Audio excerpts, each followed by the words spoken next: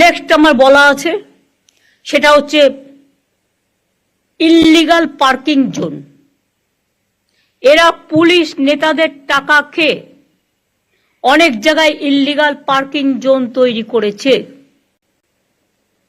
আমি যেমন আলিপুরে সম্পন্ন একটা করে দিয়েছি, সেই রকম হাতিবাজার এরিয়া ওখানে একটা করে দিলে, মানে সাউথ নর্থ বেহালা একটা, কলকাতায় 141টা ওয়ার্ড, এবং হাওড়ার বাজারের অবস্থাও খারাপ, আমি নিজে দেখে এসেছি। ওই বাজারের প্ল্যান আমাকে ইমিডিয়েট দিতে হবে যতগুলো আছে, এবং হাওড়া তো ডিএম আছে নিশ্চয়ই, কমিশনারেট আছে, তাদের কিন্তু সিরিয়াসলি দেখতে হবে। আপনাদের ওখানে দরকার হলে 5টা করে ভালো ছেলে মেয়ে, আরে কত ছেলে মেয়ে আছে বেকার, তারা কিছু করতে চায়, তাদের দিয়ে কাজ করুন না, এক্সপেরিমেন্ট, তাদের ইন্টার্নশিপ দিন। আপনি 2 বছরের জন্য ইন্টার্নশিপ দিন, দেখুন কেমন কাজ করে, তারা এসে খবর দেবে কোনখানটায় জল জমছে, কোনখানটায় এই প্রবলেমটা হচ্ছে, কোনখানটায় এই প্রবলেমটা হচ্ছে, কোনখানটায় আবর্জনা পড়া আছে। আবর্জনা ফেলা রাস্তায় চলবে না, ইটস এ ক্রাইম, ফাইন করতে হবে। আর আবর্জনা যত আছে আমি বলছি সেন্ট্রাল লেভেল থেকে, not from local level. Tender করা যাবে না, টেন্ডারে টাকা খেয়ে নিচ্ছে, আসল কাজের কাজ কিছু হচ্ছে না। এমন সিস্টেম করতে হবে, সেন্ট্রালি করতে হবে, যে করবে একা সারা বাংলা জুড়ে করবে, তাহলে সিস্টেমটাও এক হবে। প্লাস এখন তো সিস্টেম আছে সলিড ম্যানেজমেন্ট সিস্টেম, তাতে গভর্নমেন্ট রেভিনিউ ইনকামও করতে পারে। প্লাস ময়লাটা একটা জায়গায় ফেলবে, সেখান থেকে সলিড ম্যানেজমেন্ট সিস্টেম তুলে নিয়ে যাবে। আমি দেখি তার উপরেই পড়ে আছে, সেটাকে যদি একটু রংচং করে রাখি লোকে বুঝবেই না এটা যে ওয়েস্ট পেপার বা ওয়েস্টের জিনিসগুলো রাখা হচ্ছে। চোখটাকে একটু লাগাতে হবে। আপনারা কি ভাবেন এই কলকাতা এত সুন্দর এমনি এমনি হয়ে গেছে? রাজারহাট থেকে শুরু করে, নিউ টাউন থেকে শুরু করে, এটা আমি 10টা ডিপার্টমেন্টকে নিয়ে বসে কনভার্জেন্স করে করিয়েছিলাম তখনকার মেয়রকে নিয়ে। প্রবলেম মনে রাখবেন, এমন রাস্তা আছে কলকাতায়, এপারটা ইরিগেশনের, ওপারটা পিডাব্লিউডি, এপারটা এইচআরবিসি, ওপারটা কর্পোরেশনের, ওপারটা কেএমডি, ওপারটা মিউনিসিপ্যালিটির।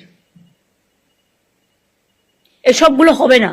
এই পলিসির মধ্যে all will come together, one umbrella সিস্টেমে করতে হবে। এবং আমি আপনাদের 3 মাস টাইম দিচ্ছি। হকার জোনের জন্য বাড়ি আপনারা আশেপাশে নিশ্চয়ই পাবেন, না পেলে ছোট্ট একটু জমি নিয়ে করে দিন। আর দয়া করে আমার কাছে প্ল্যানটা পাঠান। কলকাতার আইডেন্টিটি নষ্ট হয়ে যাচ্ছে, সল্টলেকের আইডেন্টিটি নষ্ট হয়ে যাচ্ছে, রাজারহাট, নিউ টাউন, এমনকি এনকেডিএ তো হাত পড়ে গেছে। হাওড়ায় দেখবার কেউ নেই, যে যা পারছে লুটে নিচ্ছে, যেন লুটের মাল। সরি, ওয়ার্ডটা বাজে, যেন লুট করাটা আমার অধিকার, তাই ওই ওয়ার্ডটা উইথড্র করে আমি এই ওয়ার্ডটা বললাম। আর পুলিশের মধ্যেও আমি দেখছি ইদানিং একটা লোভ বেড়ে গেছে। ভাবছি আমি তো 2 বছর ওসি আছি, যতটা পারি করে নি। এবার থেকে এসিবিটাকে স্ট্রং করতে হবে। সিআইডি এসছে আজকে মিটিংয়ে। Manoj, you must convey this to ACB and CID. Kolkata police তো এখানে আছে। যদি কোনো পুলিশ ইন্ধন দেয়, সঙ্গে সঙ্গে আমি তাকে সরিয়ে দেবো। আর যে ভালো কাজ করবে তাকে আমি পুরস্কার দেব। গভর্নমেন্ট কিন্তু ইচ্ছে করলে যে কোনো কারো চাকরির ব্যাপারে অ্যাকশন নিতে পারে। সেন্ট্রাল গভর্নমেন্ট অলরেডি 46 জনকে তাড়িয়ে দিয়েছে।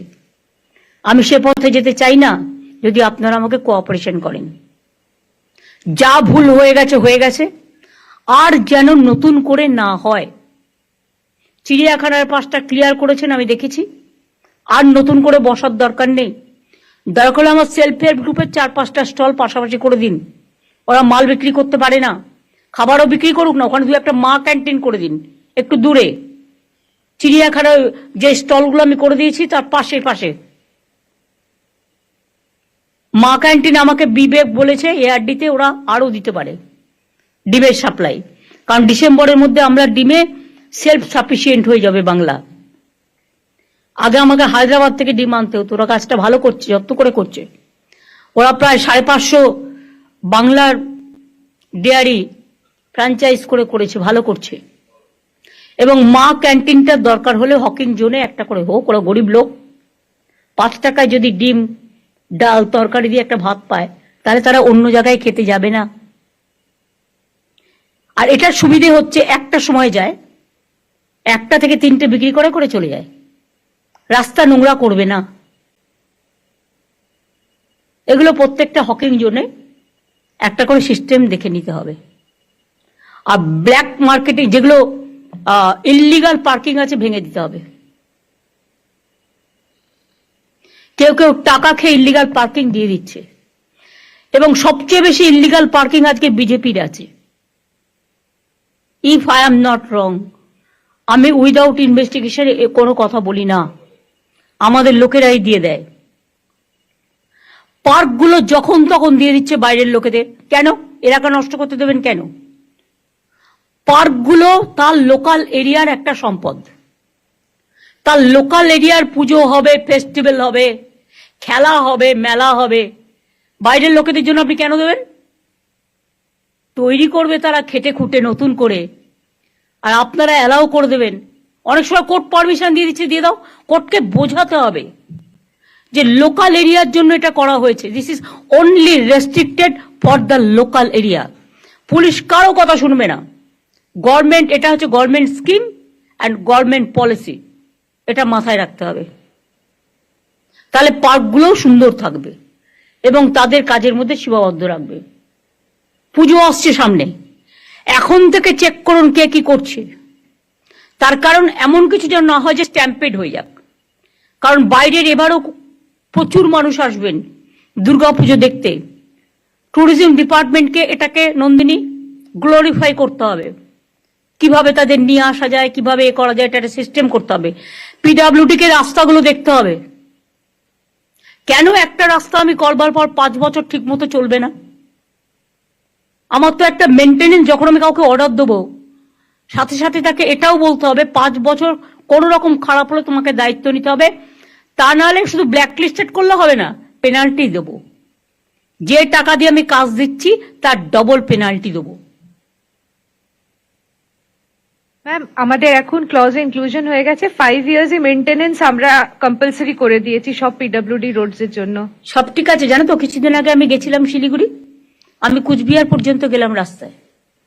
আমি শিলিগুড়ি থেকে যখন স্টার্ট করলাম মেডিকেল কলেজ দিয়ে, কিছুটা যাবার পরে আমি দেখলাম এই বড় বড় গর্ত, যদিও ওটা ন্যাশনাল হাইওয়ে, 1 বছর হয়নি করেছে, বড় বড় গর্ত হয়ে গেছে। ওদের বলো নিজের দায়িত্বটা পালন করতে। আর সাদা পাথরে কোনো পিডব্লিউডির কাজ হবে না। সাদা পাথরটা হচ্ছে গুঁড়ো হয়ে যায়, কালো পাথরটা কংক্রিটের কাজ করে, ধরে রাখে। আর সাদা পাথরটা রাস্তা তৈরি হচ্ছে 2 দিনে ভেঙে যাচ্ছে। কিন্তু লোকাল স্মাগলাররা, ল্যান্ড মাফিয়ারা, স্যান্ড মাফিয়ারা, তারা এটা করে খাচ্ছে। আমি কেন এর জন্য বদনাম নেব? বলে বেড়াচ্ছে যারা করে খাচ্ছে তারাই কিন্তু বদনামটা করছে। তার কারণ তারা কিন্তু বাহাতে নিচ্ছে, ডান হাতে টাকাটা বিজেপিকে দিচ্ছে। আমার পার্টির টাকা চাই না। আমি পরিষ্কার মিটিং এ আগেও বলেছি, এখনো বলছি, আমার দরকার হলে আমি লোকের কাছে ভিক্ষা করে নেব, কিন্তু আমি গভর্নমেন্টের মানি নিয়ে কোনোদিন কাজ করি না। 1 পয়সা নেয় না। এমনকি সেন্ট্রালিও আমি শুনেছি গভর্নমেন্ট অফ ইন্ডিয়ার অফিসাররা গেলেই কি পার্সেন্ট কমিশন খায়। এটা যেন আমাদের এখানে না হয়।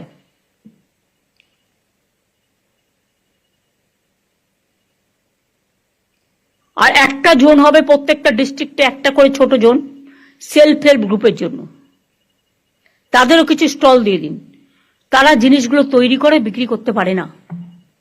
জেলায় জেলায় বিশেষ করে আমি 1 একর জমি করে 1 একর জমি ডিস্ট্রিক্টের টাউনে না পেলে, টাউনের অ্যাডজেসেন্ট, একদম টাউনের পাশে অনেক শহর বাড়ছে, লোক বাড়ছে, সুতরাং সেক্ষেত্রে জমিটা অ্যালট করতে বলবো সিএসকে, ল্যান্ড ডিপার্টমেন্টকে। তারপরে ওরা একটা সিস্টেম করে নেবে ফ্র্যাঞ্চাইজি করে। আমরা বড় বড় এক একটা বাজার করবো, বিগ বাজার, যে নামে করবে করবে। আমি যাকে করতে দেবো টাকা তার, মানে খরচাটা বিল্ডিং এর করবে তারা, আমি জমিটা দেবো। আর পরিবর্তে পিপিপি মোডে, আর পরিবর্তে আমি 4টে ফ্লোর নেবো ফর সেলফ হেল্প গ্রুপ। আর অত বড় বড় বাজার হলে তাতে সিনেমা হলও থাকবে, তাতে সব পার্কিংও থাকবে, আন্ডারগ্রাউন্ড পার্কিংও থাকবে, তারা তৈরি করবে, সিস্টেমের মধ্যে আসবে। আর 4টে তার মধ্যে যদি আমার লোকাল প্রোডাক্টস বিক্রি হয়, তাহলে যারা ঘরে বসে প্রোডাক্টগুলো তৈরি করছে, আমার 31 জিআই প্রোডাক্ট আছে ইভেন, তারা কিন্তু বিক্রি করার সুযোগ পাচ্ছে না। এটা ভালো দেখাচ্ছে না।